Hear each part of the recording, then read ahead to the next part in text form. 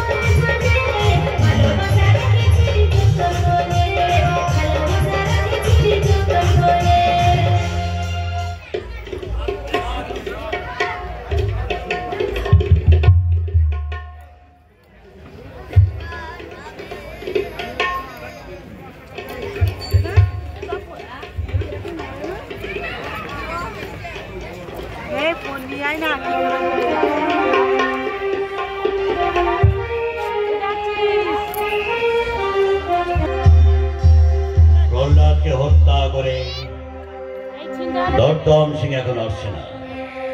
এত বিলম্ব হচ্ছে কেন? মহারাজ, মহারাজ, প্রহ্লাদকে আমি হত্যা করতে পারিনি মহারাজ। দর্দম এসে মহারাজ, তাই প্রহ্লাদকে আমি আপনার হাতে তুলে দিয়ে এই জল্লাদের চাকরি ছেড়ে চলে যেতে চাই মহারাজ। দর্দম, তবে কে বলছো দর্দম? মহারাজ ক্ষমা করবেন মহারাজ, আপনি আমাকে ক্ষমা করবেন। আপনার আদেশে কত মায়ের কোল থেকে শিশুকে ছিনিয়ে নিয়ে আমি নিজের হাতে হত্যা করেছি। যে পাপ আমি করেছি মহারাজ, সেই পাপের ভাগী তো আপনি হতে যাবেন। তাই মহারাজ জীবনে অনেক পাপ করেছি, তাই দেখি প্রহ্লাদের মতো কৃষ্ণ নাম করে আমি সেই পাপ থেকে মুক্তি পাই কিনা। প্রহ্লাদ, ভাই প্রহ্লাদ আমার, আমি চলে যাচ্ছি রে, আমি চলে যাচ্ছি। যাবার আগে বলে যাচ্ছি প্রহ্লাদ, কৃষ্ণ নাম তুই ভরে যাসনি প্রহ্লাদ, কৃষ্ণ নাম তুই ভরে যাসনি। তোর কৃষ্ণই তোকে রক্ষা করবে। বিদায়, বিদায় মহারাজ। যাবার বেলায় তোমার কিছু দেবার মতো কিছু নেই, শুধু দূর থেকে আপনার চরণে প্রণাম জানিয়ে আমি বিদায় নিয়ে চলে যাচ্ছি। প্রহ্লাদ, পিতা, তোর সেই হরি কোথায় আছে বল? আমার ঠাকুর সব জায়গায়। আমার ভেতরে আছে? আছি। তোর? আছি। স্বর্গে মর্তে? আছি। জলে স্থলে? আছি।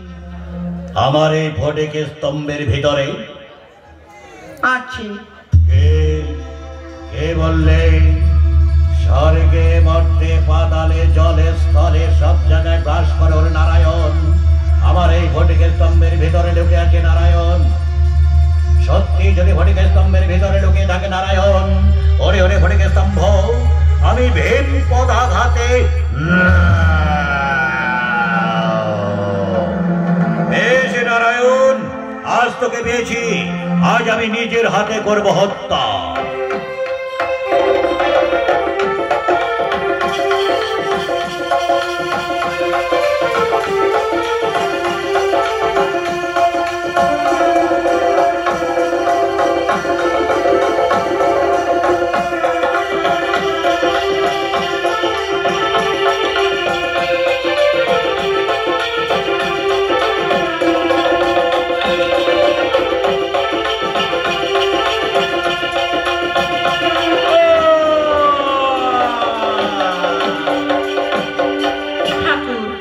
যুগল রূপ দেখাও হরি।